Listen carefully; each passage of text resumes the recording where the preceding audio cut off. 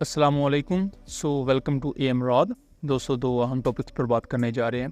पहला बात करेंगे कि रिसेंटली एक वीडियो इमर्ज हो रही है आज़ाद कश्मीर से, जहां कुछ फ्लाइंग ऑब्जेक्ट्स को देखा गया है और इंडियन साइड पर यह क्लेम किया जा रहा है कि ये इंडिया के रिकॉनेसेंस ड्रोन्स हैं जिन्होंने पाकिस्तान के अंदर जाके जासूसी की है और फिर वो कामयाबी से वापस आ गए हैं। तो पाकिस्तान का एयर डिफेंस सिस्टम इन्हें क्यों नहीं रोक पाया, या ये फ्लाइंग ऑब्जेक्ट्स ड्रोन हैं या ये कोई और चीज़ है, इसको लेकर बात करेंगे। और दूसरा कि इस वक्त रिपोर्ट्स इमर्ज हो रही हैं कि इंडियन एयरफोर्स ने रेकमेंड किया है इंडियन गवर्नमेंट को कि आप अमेरिका से F-35 लें, लेकिन अमेरिका ने तो इंडिया पर टैरिफ लगा दिया है और टैरिफ भी एशिया में सबसे ज़्यादा टैरिफ इंडिया पर लगाए। तो ये सिचुएशन क्या बनती जा रही है और पाकिस्तान को इसमें क्या सीखने की ज़रूरत है। दोस्तों, पहले टॉपिक की तरफ आ जाएं तो नीलम वैली जो कि आज़ाद कश्मीर में मौजूद है, यहाँ कुछ फ्लाइंग ऑब्जेक्ट्स को देखा गया है। इस चीज़ को रिपोर्ट किया जा रहा है लोकल लोगों की तरफ से भी और Indian open source intelligence platforms की तरफ से भी। इंडियन ओसेंट्स क्लेम कर रहे हैं कि ये इंडिया के अनमैन्ड सिस्टम्स हैं जिन्हें सादा अल्फाज में ड्रोन्स कह दिया जाता है, और ये पाकिस्तानी टेरिटरी के डीप इनसाइड जाके इन्होंने रिकॉनिसेंस की, पाकिस्तान के मुख्तलिफ मिलिट्री इंस्टॉलेशंस को मैप आउट किया और ये बड़े आराम से वापस आ गए। पाकिस्तानी एयर डिफेंस सिस्टम कोशिश करने के बावजूद भी इन्हें शॉट डाउन नहीं कर पाया। अब ये वो वर्जन है जो इंडिया पेश कर रहा है, लेकिन अगर आप इस वीडियो को गौर से देखें तो इनकी जो ट्रिजेक्टरी है वो किसी सूरत भी ड्रोन वाली नहीं है। या तो ये आसमान से गिरता हुआ कोई शहाब साकब या उसका नज़ारा है। दूसरा जो सबसे ज़्यादा जिसकी पॉसिबिलिटी है ये स्टारलिंक सैटेलाइट्स हैं, क्योंकि वो भी इसी सूरत में आपको आसमान में फ्लोट करते हुए नजर आएंगे। जो ड्रोन होता है, ड्रोन पर आपको इस तरह की लाइट्स नज़र नहीं आएंगी। ड्रोन को बेसिकली रिकॉनिसेंस और सर्वेलेंस के मिशंस के लिए रखा जाता है और उसका काम ही ये होता है कि वो जल्दी आसमान में नज़र ना आए। अगर आसमान में उड़ते हुए इस तरह के UAVs नज़र आना शुरू हो जाएं, ये ड्रोन सिस्टम्स इस तरह लाइट रिफ्लेक्ट करना शुरू कर दें, तो उनका जासूसी और स्टेल्थ का मकसद ही ख़त्म हो जाता है। तो ये किसी भी सूरत कोई इंडियन ड्रोन नहीं है। इससे पहले हम देख चुके हैं कि इंडिया ने कितनी बड़ी तादाद में पाकिस्तान में ड्रोन्स फायर किए जो कामिकाज़ी ड्रोन्स थे, और वो तमाम के तमाम पाकिस्तान ने शॉट डाउन कर दिए। और इससे पहले भी इंडिया का जब भी कोई क्वाडकॉप्टर पाकिस्तान आता रहा है, पाकिस्तान ने बहुत ईजीली इसे शॉट डाउन किया है।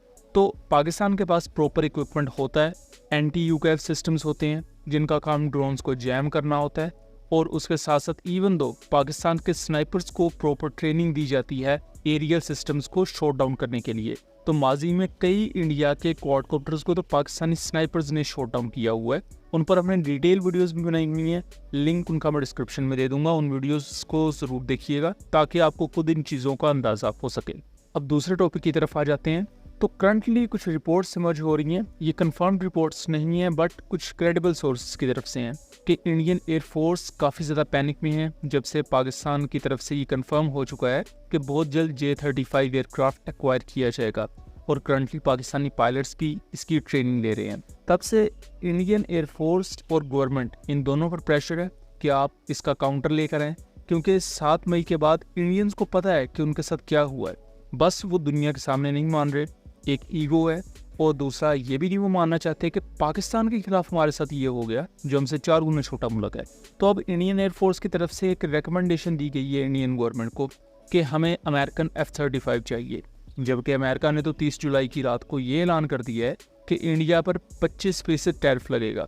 अब 25% टैरिफ एशिया में अभी तक सबसे ज़्यादा टैरिफ है जो किसी भी कंट्री पर लगा है। US उसके 2 रीजंस बताता है, एक तो इंडिया ब्रिक्स का पार्ट है, और दूसरा इंडिया के रशिया के साथ डिफेंस की डोमेन में भी ताल्लुकात है, और उसके साथ साथ इंडिया रशिया से तेल और दूसरी चीज़ें खरीदता है।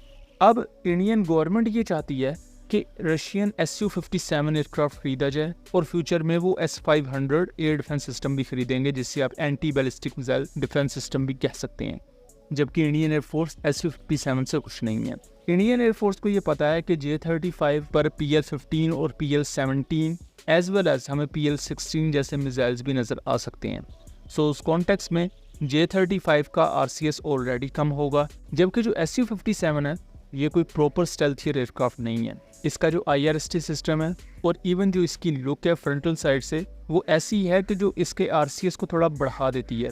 तो स्टेल्थ की डोमेन में Su-57 को ये डिसएडवांटेज रहता है। और अगर आप आज के मॉडर्न कॉम्बैट में पहले नज़र आ गए तो first look first shoot capability वाला जो कॉन्सेप्ट है उसके तहत आप तो मारे जाएंगे।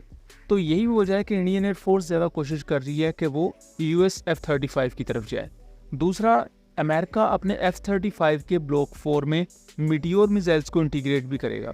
तो इंडिया के लिए वो भी एक गोल्डन अपॉर्चुनिटी है कि मीटियोर मिसाइल अगर इस पर इंटीग्रेट होता है तो उनके पास तो ऑलरेडी काफ़ी मीटियोर मिसाइल्स हैं, तो उसकी इंटीग्रेशन में भी इंडिया को मसला नहीं आएगा। और करंटली जो इंडियन एयरफोर्स के चीफ हैं अमरप्रीत सिंह, AP सिंह जिन्हें कहा जाता है, वो भी इसी हाथ में है कि दूसरे मुल्क से एयरक्राफ्ट ले लिए जाएं, क्योंकि वो तेजस और अपने मुल्क में बनाए गए प्रोजेक्ट्स पर कोई ज़्यादा कॉन्फिडेंट नहीं है। ना उन्हें AMCA में कोई दिलचस्पी है, ना उन्हें तेजस एयरक्राफ्ट में कोई इंटरेस्ट है। और पाकिस्तान के लिए ये अहम चीज़ है कि पाकिस्तान रशिया वाला हिसाब करे। देखें जैसे रशिया है तो पाकिस्तान में अगर कोई BLA का अटैक होता है तो रशिया भागा आता है, BLA के खिलाफ बयानात देता है, पाकिस्तान के साथ खड़ा हो जाता है। इंडिया को उस पर गुस्सा चढ़ता है कि आप BLA को कंडेम क्यों कर रहे हैं, वो तो हमारी प्रोक्सी है। जबकि दूसरी तरफ रशिया इंडिया के साथ डिफेंस रिलेशन भी बनाता है, इंडिया को असला भी बेच रहा है और वो असला पाकिस्तान के खिलाफ यूज़ होता है। तो डिप्लोमेसी इसी तरह चलती है, आप किसी एक मुल्क की खातिर दूसरे मुल्क से ताल्लुकात नहीं ख़त्म करते। तो पाकिस्तान के लिए लेसन यहाँ जो सबसे अहम लेसन वो ये है कि इंडिया देखे ना रशिया और अमेरिका के दरमियान बैलेंस करने की कोशिश कर रहा है, तो पाकिस्तान को भी चाइना, रशिया, US के दरमियान बैलेंस करने की ज़रूरत है। एक बैलेंस कायम करना है जिससे अमेरिका के साथ भी हमारे ताल्लुकात रहें, चाइना के साथ हमारे ताल्लुकात हैं और हमने उनको ख़राब भी नहीं होने देना, और रशिया के साथ भी हमारे ताल्लुकात होने चाहिए, क्योंकि रशिया के थ्रू भी हम बहुत कुछ अचीव कर सकते हैं। सो दोस्तों, ये था एक एनालिसिस। उम्मीद करता हूँ चीज़ें क्लियर रही होंगी। वीडियो पसंद आई हो तो इसे ज़्यादा से ज़्यादा आगे शेयर करें ताकि इस तरह की मज़ीद इन्फॉर्मेटिव वीडियोस हम आपके लिए लेकर आ सकें। मिलेंगे अगली वीडियो में, तब तक के लिए अल्लाह हाफ़िज़।